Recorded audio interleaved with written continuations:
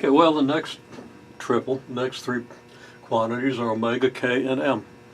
How are omega, k, and m? And of course, omega is angular velocity, or angular frequency in this case, and we'll explain in terms of a reference circle what that means. K is force constant, m is mass. Okay, well, from the equation mx double prime equals negative kx, which, if you recall, and you should recall, represents Newton's second law. Okay, x double prime, second derivative of position, and it's implicit that we understand that these derivatives are with respect to time. Second derivative of position with respect to time is acceleration. Multiply mass by acceleration, you have the net force. And if the net force is the elastic restoring force, negative kx, then these two are equal, and you have a differential equation. And we've established that the only functions that we know of, at least, for which the second time derivative is a negative multiple of the function itself, second time derivative of the function is a negative multiple of the function itself. The only real valued functions for which that's the case are the sine and the cosine. Okay, so we rearrange this, x double prime equals negative k over m times x, and we say, okay, well, we're going to take two derivatives of negative of something, and we're going to have a multiplier negative k over m times x. How do we get a multiplier out of a trigonometric function? Well, the chain rule. Okay, so if you have sine of omega t, the second derivative is negative omega squared sine omega t. That's going to satisfy this equation when? If omega squared equals k over m. So omega is the square root of k over m. Very easy to understand this. Now, I say very easy. I mean very easy if you're adept with your calculus and so forth. Okay. Now, we want to see in a little more depth how this is related to our functions. Of course, we know that x equals a cosine omega t plus phi, or y equals a cosine omega t plus phi if you like, but it doesn't fit this picture, or y equals a sine of omega t plus phi. Basically, any multiple of the sine of omega t plus phi or any multiple of the cosine of omega t plus phi will satisfy this equation. And then from theory differential equations, you've got two derivatives in the equation. You have two arbitrary constants, that is, a and phi are pretty much your integration constants, and that's all related to the solution of the equation. And I'm not going to say any more about that because we've done this, we've put this together, we see where these expressions come from. Okay, well, these expressions give rise to the circular model. Okay, the circular model, well, okay, first relationship is between omega t and phi. Okay, so I didn't really write this down, and not phi but theta.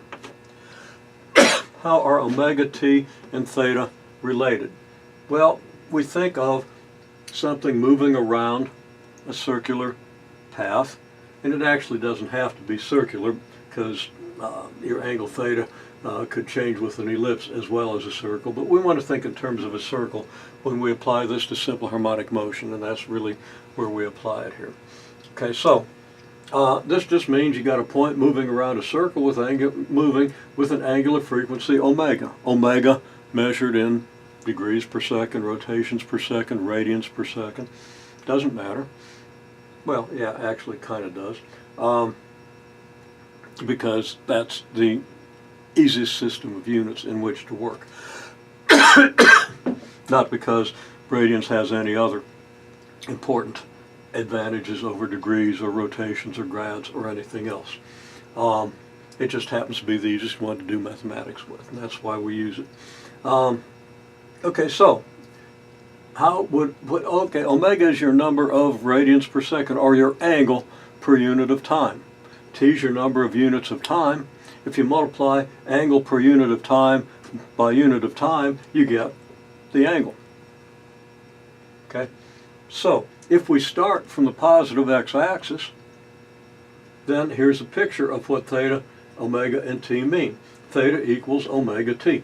The angle here is measured from the positive x-axis is equal to omega t. Assuming, again, we're moving constant angular velocity omega for some time t. Then also, of course, we have definition omega is d theta dt. And we also have the possibility that theta could be omega t plus phi. Okay, so maybe we could say that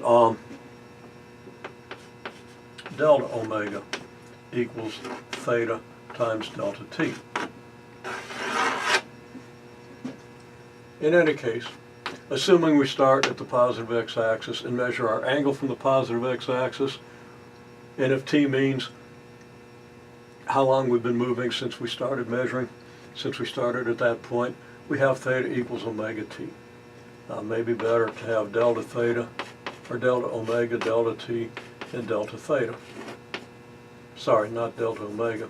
Omega, delta t, and delta theta. And I wrote this down carelessly. Be delta theta equals omega delta t, obviously. That's what happens when you write without thinking. Okay, so don't you do that. There we have it. That's a relationship between omega t and theta. That's extremely important.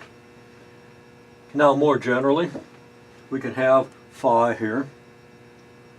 And now our angle theta, and I've drawn that wrong.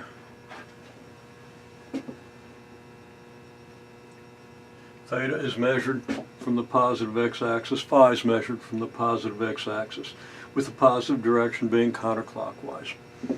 Okay?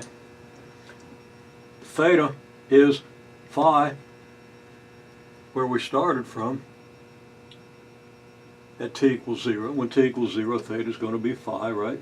So theta starts here, and we add omega t if we've been moving with angular velocity omega for some time t since the t equals 0 instant. So we're taking phi and we're adding omega t. Now I really haven't indicated omega t here, so let me make that hopefully a little clearer. I've already used red. I've already used green. What have I got left? Okay, I've used orange too.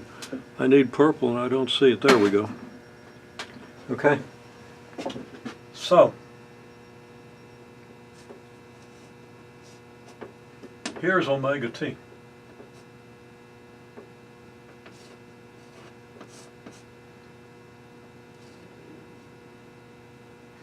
It's the angle measured in purple, and theta is the angle in yellow. So theta is our, you can think of it as starting position phi. So I'll color code that as well, plus omega t, and since I've indicated omega t in purple, we'll just make this nice and colorful. I'm not sure how important this is or how useful. Hopefully it's not distracting, okay? So if you don't like the colors, ignore them and just look at where these things are and reconstruct it yourself. Reconstruct the argument yourself, you'll understand it. Okay? Now, theta is then the angular position on the unit circle relative to the positive x-axis. Okay, if I take that position on the unit circle and project it over to the y-axis, I get a y-coordinate. If I project it down to the x-axis, I get an x-coordinate. And if the radius of the circle is a, the x-coordinate is going to be a times the cosine of theta. Just the definition of cosine. Okay, and since theta is omega t plus phi, x is equal to a times the cosine of omega t plus phi. If I want y, well, that's analogously going to be a times the sine of omega t plus phi. Again, just by definition of sine and cosine. circular definition of sine and cosine, the ones from which you should be doing everything, or at least the ones from which you should be able to do everything.